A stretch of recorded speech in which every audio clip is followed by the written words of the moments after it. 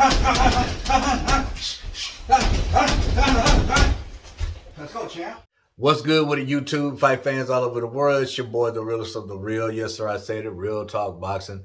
It is a privilege and honor and a major blessing to be back with you beautiful people yet again. Jaime Munguia versus Gabe Rosado. Mexico versus Puerto Rico. Last night,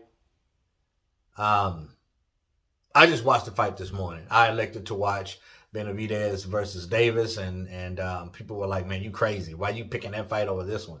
Well, first of all, it's free. You know what I'm saying? But I don't have the DAZN app like I do Showtime. But shoot, I wasn't disappointed in that Benavidez fight. Great fight. But this fight was, you know, more so. Watched it this morning, a 12-round war. Gabriel Rosado coming off an upset win against Beck the Bully.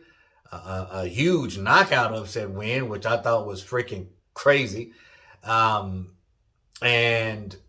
coming into this fight with Munguia, I picked Munguia to win.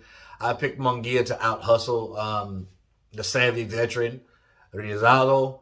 But it was competitive. It was very competitive. I seen a handful of people were saying before I saw this fight that it was a one-sided fight. Man, I thought the whole fight was competitive.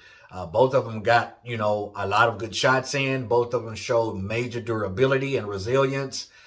And just a gas tank for days. People, y'all got to understand 12 rounds is one thing, but to fight hard 12 rounds like these two guys did says a lot about their cardio. Big ups to both of the guys, mad respect. Don't know what's left for Rosado, 35 years old, but I know this: win, lose, or draw. Every time I see Gabe fight, I want to see him in there again, because you just can never count him out. Whoever he's fighting is going to be a fight, regardless. Now let's talk about the 25-year-old Munguia. He looked a little bit better this fight than he did this last fight. You can see some of the technical what's the word I'm looking for? Improvements. Defense was a little bit better. From round 1 to, I would say, 4, he was very selective with his shots. He showed the jab, showed some really good ring generalship, man. Showed some pivots, some head movement, and he placed his shots really, really well, and the jab was there. He was being very, very patient. But when we talking about Munguia, when the rubber meets the road, when Gabe started putting all those veteran, crafty moves on him and grabbing him, pushing him away, tackling him to the ground. You know, when he gets going, Gabe just he just turns into a Super Saiyan, man.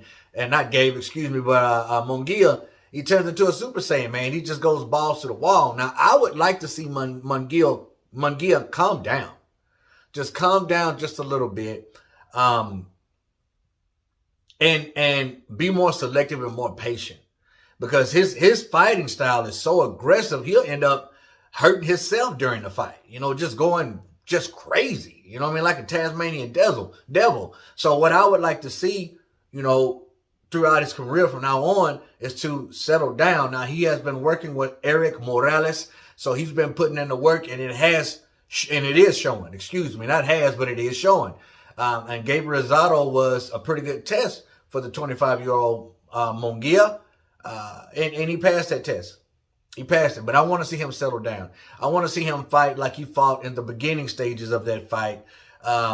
Being very selective, being very aware, and placing his shots very strategically and using that jab.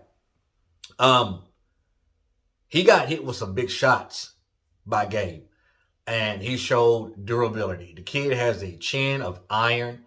I think the key to him winning this fight, the key to him beating Gabe, was his volume. He outworked him, and for every 2 to 3 punches Gabe would throw, he would throw 6 or 7.